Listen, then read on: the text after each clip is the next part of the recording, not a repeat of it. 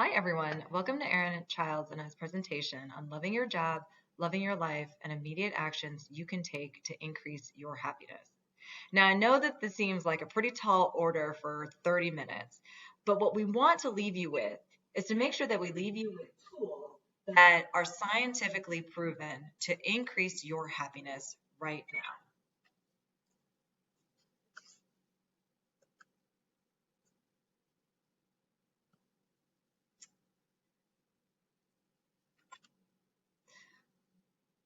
I'm sure you're wondering to yourself, who are we and what makes us qualified to actually speak about this?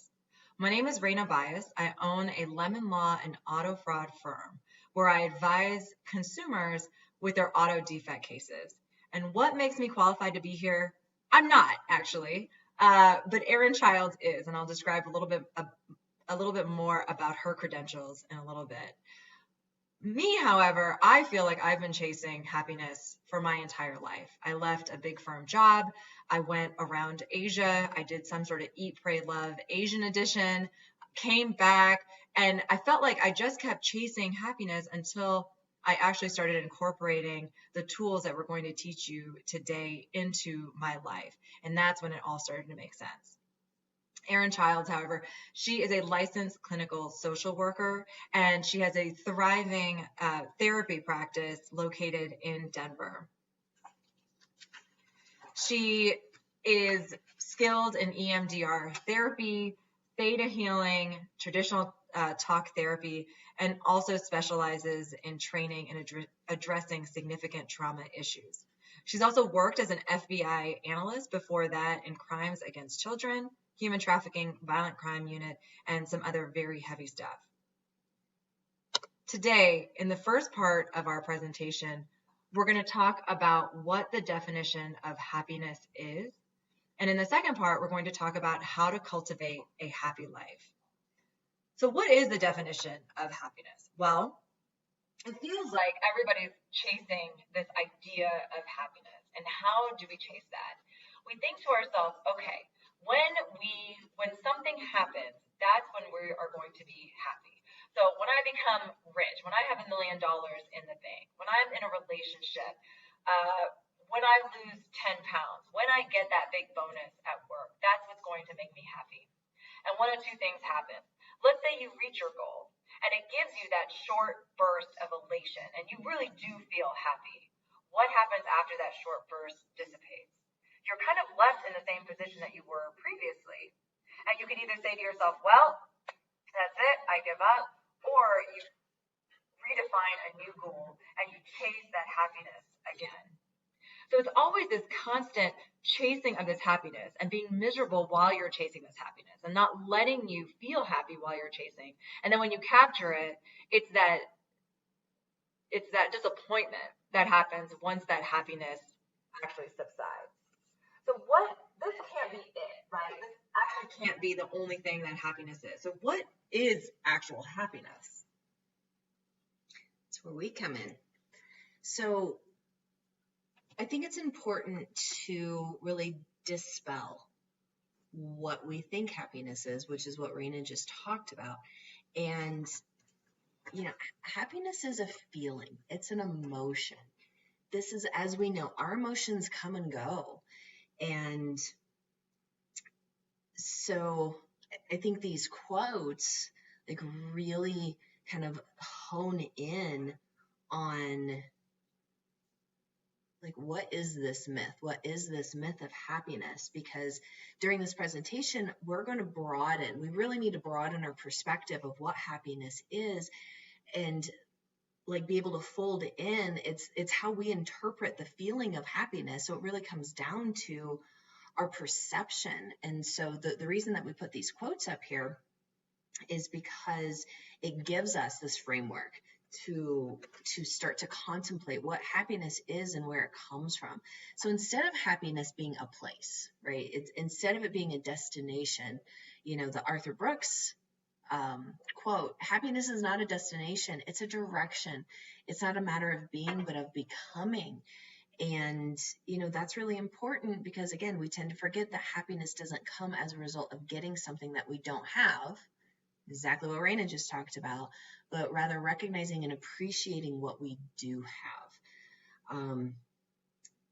Because what we think we're searching for, we think we're searching for happiness, but what we're actually searching for is fulfillment, joy, satisfaction, right? Like worthiness, self-esteem, love, purpose. And, the Abraham Lincoln quote on the page before, people are just as happy as they make up their minds to be. And so why is this important? Well, this is important because the definition of happiness does not pertain to a single moment, but to this generalized aggregate of one's experience. So what that means is a person can be in emotional pain at times, but still be overall happy. So again, we're talking about like this formula for happiness. So happiness, again, when I say happiness, put in there pleasure, satisfaction, fulfillment, right? Everything that we just talked about. But when we're looking for like, what is the formula? Well, happiness is the overall experience of pleasure and of meaning. And you have to, in order to experience that, you have to be able to be in your body in the present moment to recognize the good stuff. You have to let it in. So to be happy, you need the ability to experience the positive emotions. And so the total absence of pleasure and the experience of constant emotional pain preclude the possibility of a happy life. And so it really breaks it down to what's going on right now, the present emotions, and then it's we do go into the future of how we're thinking, feeling in the moment, how we're perceiving our lives in the moment creates this framework of how we define, right, like the purpose kind of in its entirety, or happiness in its entirety in our future selves. So the reason that, again, all of this framework is important is to really be able to understand our physiology. And again, going to the basis of our thoughts create our emotions. Our beliefs create our thoughts, which create our emotions. Our emotions reinforce our beliefs. And so when we focus on the thoughts, like, yeah, they can be a huge roadblock, or they can be the salvation to helping us create this framework, this perspective. So again, we create the reality that we're living in. We create our lives through the choices that we make every day. So before we can fully step into our authentic free will to make those choices, we need to be able to look at who or what is driving the bus, how our thoughts affect our brains, which in turn affect our perception of reality, our emotions, and our actions.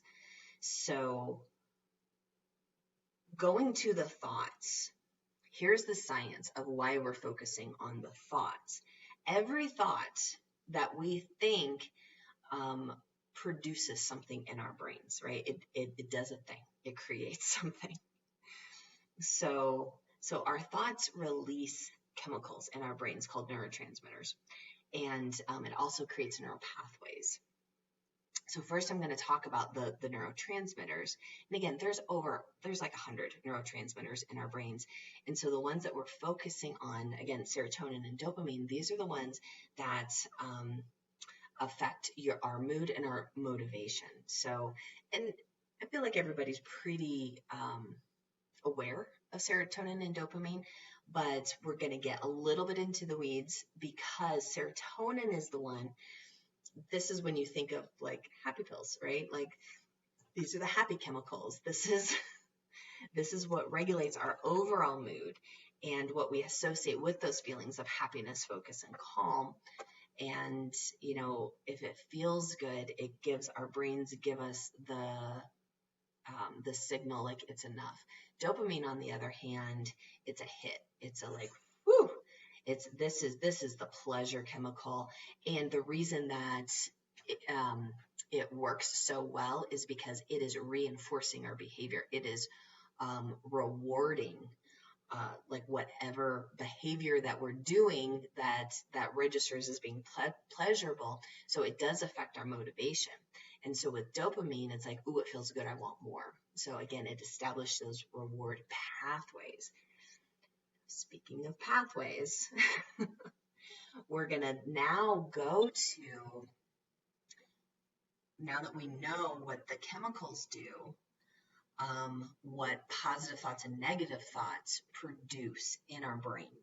And so, again, we're getting into the neuroscience of this. So when we have a positive thought, you know, when we are calm, you know, when the serotonin is flowing, right? It's like our synapses are firing. We're able to think. We're able to pay attention. It improves our ability to analyze. We can solve problems. Now, when negative thoughts come up, this is kind of that negative bias, and we'll talk about that a little bit later, but we look for what's bad, wrong, scary in order to survive. And so when these negative thoughts come up, so just know that we are wired. Our survival self is wired to pay more attention to the negative thoughts. But what happens to us when those negative thoughts come up, it slows everything down. It slows down our brain coordination. It makes it really difficult to process. Good luck finding a solution or trying to be creative. And we all know what this feels like. You know, it feels like you're like walking through mud. It's like, oh, and you know, it does, like it affects our brains. It affects our left temporal lobe, which that's where the fear factor is. It affects our memory, our mood, and our impulse control. And so now that we've started to talk about science, let's build on this and look at the patterns that this creates in our brains. So neuroplasticity, that's really a very fancy way of saying that our brains are constantly being molded and changed by what we experience and what we think, right? What we think, what we feel, what we experience.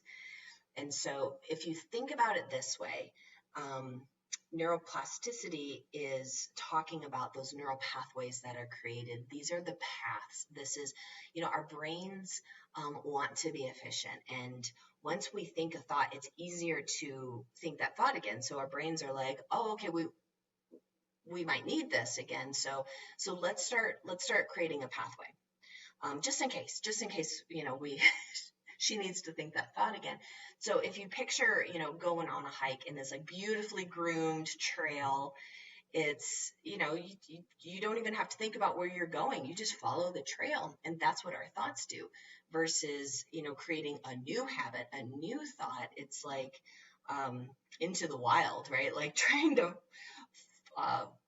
kind of forge your way through wilderness, and then all of a sudden, oh my gosh, here's a cliff, here's a river that I don't know how to go across. And the important thing about this is knowing our brain doesn't care if they're negative thoughts or if they're positive thoughts. And so again, if we're wired to look for what is bad and what's wrong and to pay attention to the negative feedback more, think about like which of these trails are very beautifully groomed and we don't even have to think about it versus, oh, okay, I'm going to have to be more mindful and notice when those negative thoughts are coming up to replace it with the positive, right? To replace it with, no, I'm going to be mindful and purposeful about creating these new pathways. And again, on this slide, you know, you add emotion into it, and now it's, you know, it's not just me walking the same path again and again and again. which is like, okay, well, now the grass is kind of trampled. Now it's like bringing in major equipment and bulldozing and actually like paving the way. And so, big emotions are usually connected to negative stimuli more often. So all of this being said, like this is why we're talking about this, to bring more, to shed more light on how our brains work. And, knowing that these pathways really are strengthened into habits through this repetition and practice of thinking, feeling, and acting. So what are we practicing? Our beliefs are just thoughts that we've had over and over and over again. It doesn't mean that they're true. So a great example of this is the story of the wolf, and it's attributed to the Cherokee tribe. And so the story of the wolf is, one day this Native American grandfather, takes his grandson and sits him down because he wants to teach him. He wants to teach him, something really important. So he sits his grandson down and says, there's a fight. I want to teach you about life. And how I'm going to do this is there's a fight going on inside of me. It's a terrible fight between these two wolves. One wolf is evil. One wolf is, anger and lies and regret and greed and superiority and ego and all the things. The other wolf is good and joyful and loving and compassionate, kindness, humility, empathy, trust, generosity. And the important thing about this is this fight is going on inside of me, inside of you, inside of all of us. So the little boy stops and thinks for a little bit, and he says, well, which wolf wins? And the grandfather replies, the one that you feed.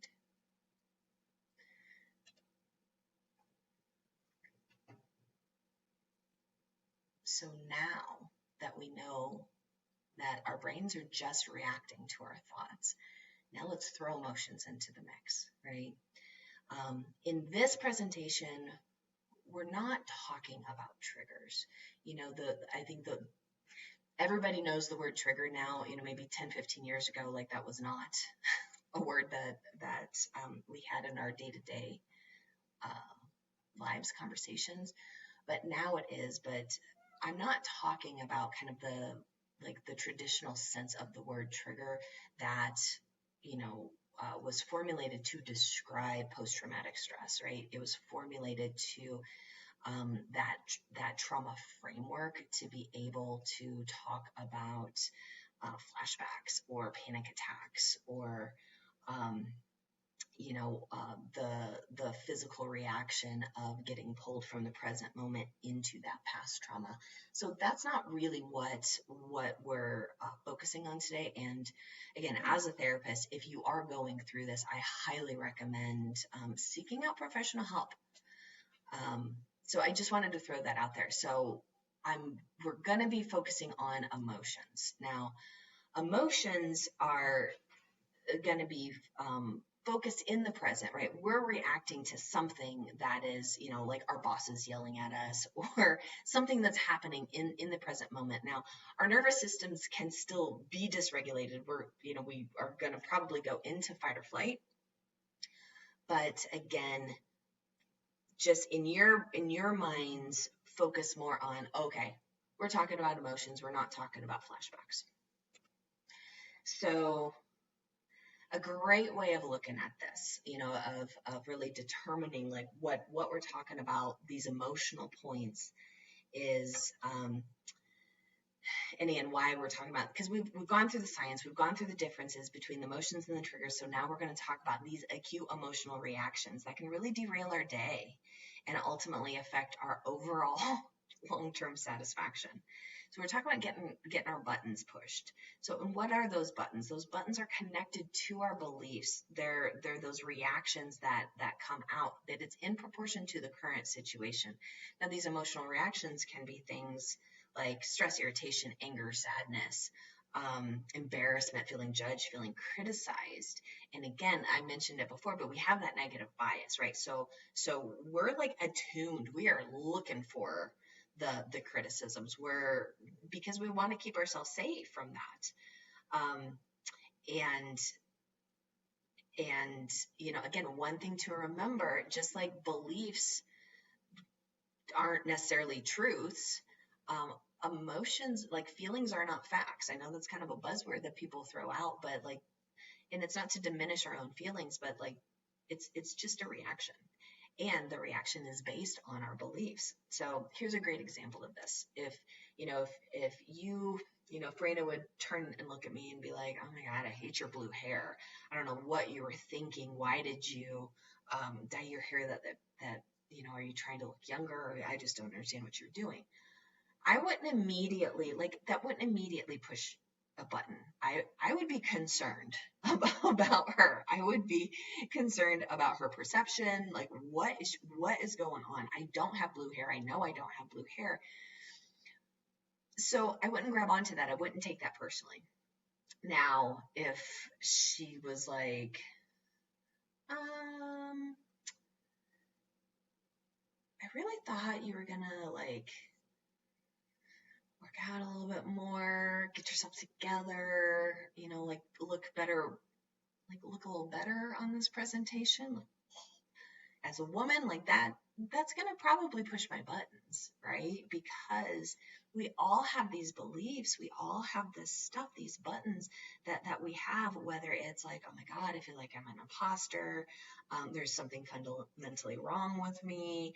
I am worthless. I'm a failure. It's like, that's stuff that we have, and that if we have that belief, we're going to emotionally react to it. It's going to be a button that we push. So what do we do? How to overcome these things in the moment when it comes up? Now, as everyone knows, there's lots of amazing tools. There's something called TIPP, where it's like temperature, intensity, pace, breathing, and like paired muscle relaxation. There's tapping, right? There's EFT tapping.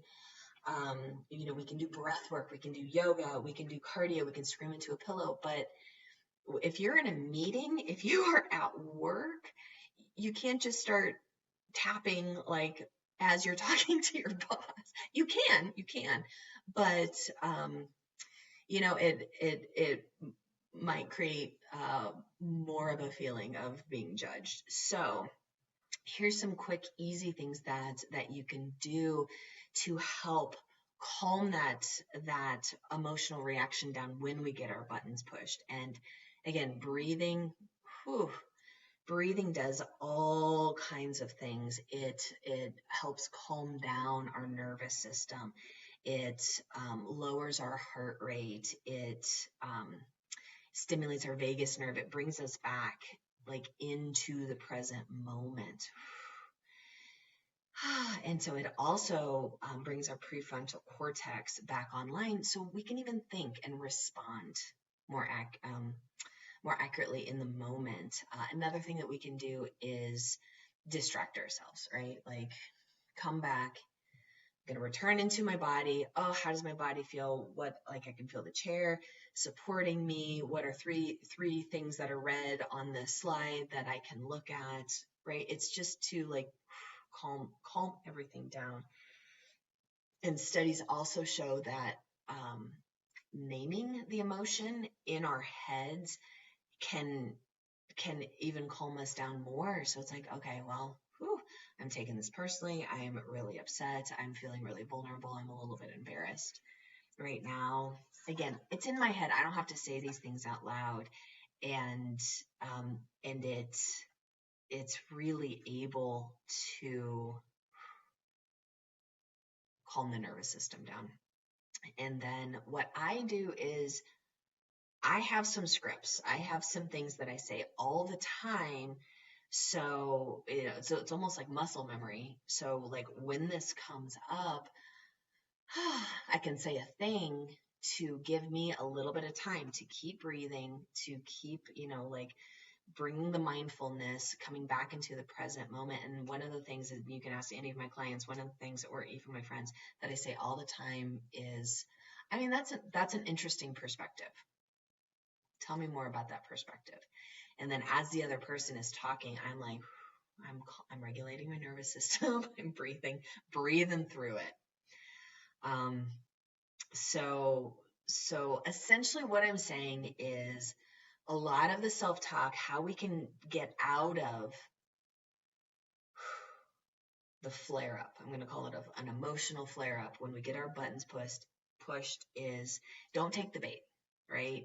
Ask yourself, what's actually going on with me? What's going on with them? This might not have anything to do with me. I know I'm reacting. I know it's bringing up stuff, but if I can focus on what is going on with the other person, that'll help me calm down. And, again, what if it wasn't about me? How would I respond?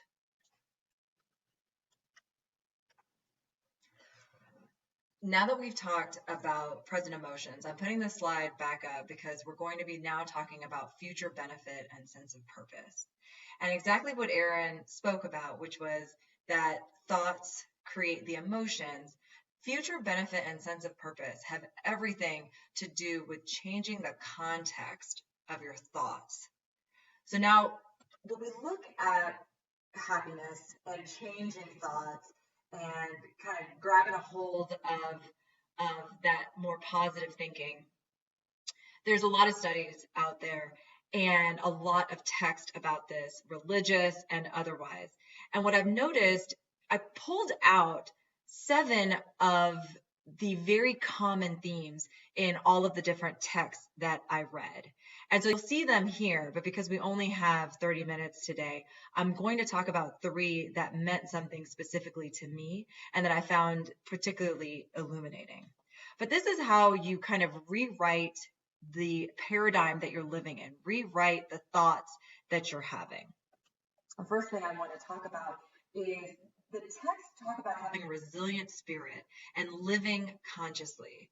That happiness is not about being in an emotional state of bliss at all times. Instead, it's the ability to feel hopeful and powerful in our lives. And how do you feel that power? Well, it's when you get faced with some sort of barrier, some sort of issue, that you lean into it. You lean into the sharp edges and work your way through it as opposed to avoiding it.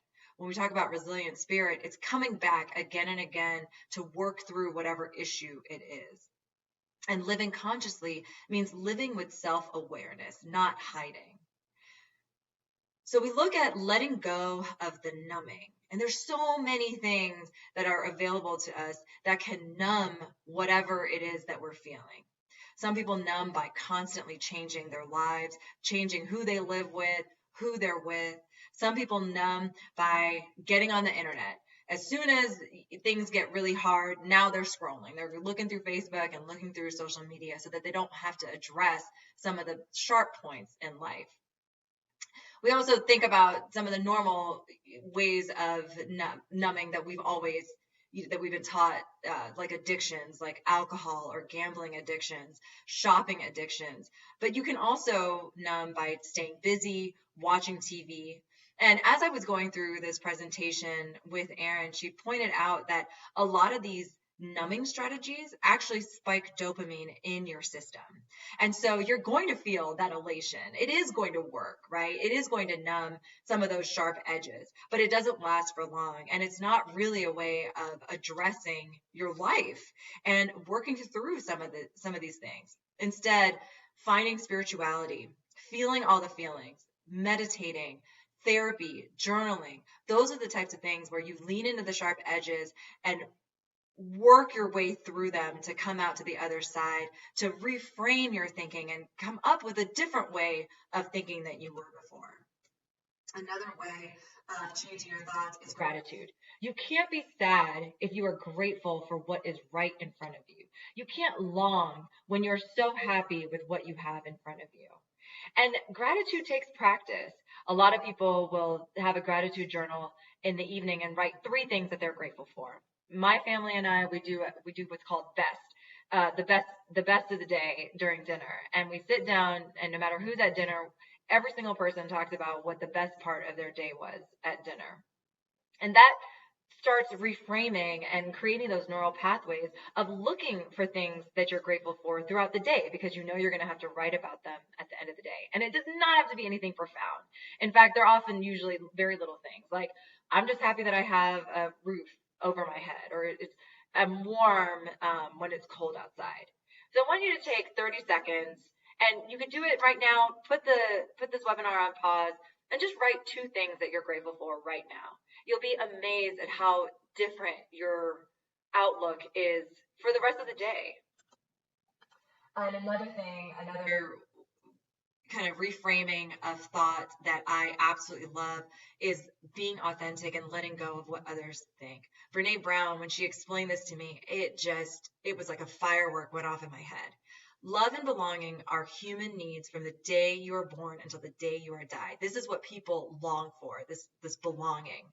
However, belonging can only happen when you present your authentic, imperfect self to the world, which means that if you're a people pleaser, if you are trying to get into the in crowd, if you're trying to belong to something and you're not being who you are, then while physically you might be part of that group, you actually don't have that feeling of belonging inside of you. What's really interesting is that you have to be authentic, and that's when you actually feel like you belong. The other thing Brene Brown says is our sense of belonging can never be greater than our level of self-acceptance. Well, so what is self-acceptance? Nathaniel Braden said it best. He's the grandfather of self-esteem. And it's self-acceptance is his refusal to be in an adversarial relationship with himself, meaning all the good parts, all the bad parts, or quote unquote bad parts, you accept yourself for who you are and just let yourself be. Let go of what other people think and just be who you authentically are. So that, those are just 3 ways of kind of shifting your paradigm. And there's so many other books and texts, and we will link to a bibliography of some of the books that we've used in our lives. And at the end of the day, the most important thing is that you have to incorporate this into your life, whatever that looks like, creating a habit, having a morning ritual, making sure that you are on an app that reminds you to meditate or makes it easier for you to meditate, and really putting that into your life. And when you incorporate these long-term tools into your life, that's when you really start to change your thoughts, which change your emotions, which lead to your beliefs, etc. And this is how you end up having a happy life. So thank you so much for watching. And, again, just taking this time, because as far as I'm concerned, like, this is self-care time, because, we are creating our lives with every thought, every choice that we make, every action that we take. And so I just want to remind everyone that, even when we go into the Debbie Downer, or like things happen, like we're not going to be happy all the time. Things happen. It's really a chance to practice. Okay, what am I making this mean? Am I going to let this literally like sink me? Am I going to let this drag like my entire day down? Or how can I learn from my mistakes? How can I take in this information? What is the next choice? How, what can I do to make a new choice, make a new decision? So again, I want to leave everyone with hope. Your beliefs do absolutely create your thoughts, which create your emotions, and you can change all of those things. Thank you very much. And from both of us, thanks for watching. Thank you so much. Have a great day.